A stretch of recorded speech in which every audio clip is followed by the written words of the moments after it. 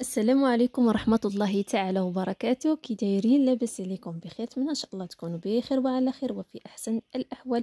اليوم عندنا ردة فعل زوينه بزاف ما كتقلش الشأن على قبل اللي درت ديال صحراء قانت وعلى تصيلي وصفار اللي كلهم اسرار.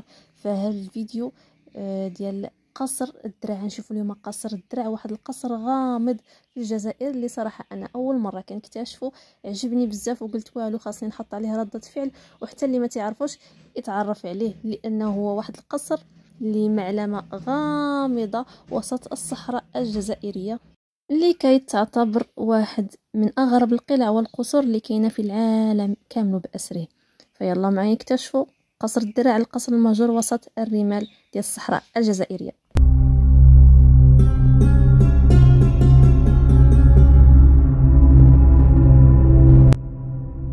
قصر الدرع لغز آخر من ألغاز الصحراء الجزائرية بمنطقة تيميمون وسط كتبان رملية شاهقة.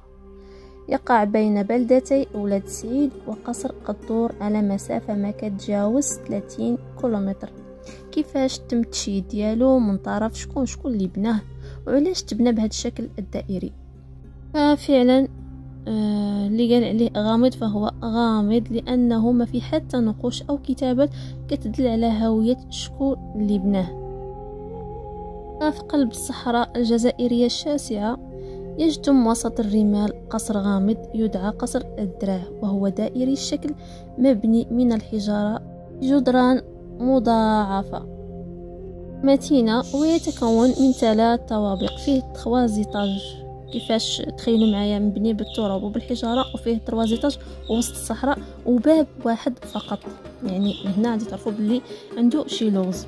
وفيه العديد من الغرف التي لا تحتوي على نافذه، يعني فيه 3 زيتاج، 3 ديال الطوابق وباب واحد فقط، وفيه العديد من الغرف وما فيه حتى نافذه.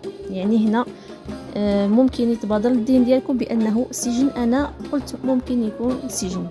وقد قيل أنه لأحد القبائل اليهودية اللي هربت من الاضطهاد، ومنهم من يقول أنه حصن نظرا للشكل ديالو، طبيعة أسواره الدفاعية وتحصيناته، ومنهم من يقول أنه مركز عسكري أو سجن أو مسرح. تعددت الأقاويل.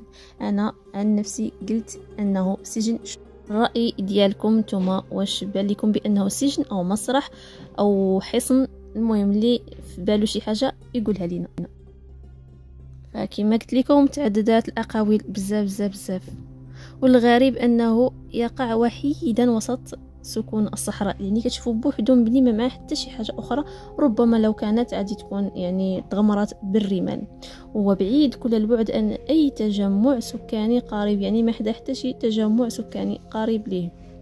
كيقول البعض أن بعثة أمريكية زارت القصر لاكتشافه، ولكنها ما رجعتش أبدا، وهذا ما جعل السكان كيقولوا بأنه قصر مسكون. فنفس ممكن تصحوا لي نفس المعلومة كنت سمعتها على صحراء كانت لا تصيلي أو صفار، حتى هي كانوا دخلوا لها شي بعثة أو شي مستكشف وما بقاش خرج منها. يعني نفس الأسرار أو نفس الغموض كيف.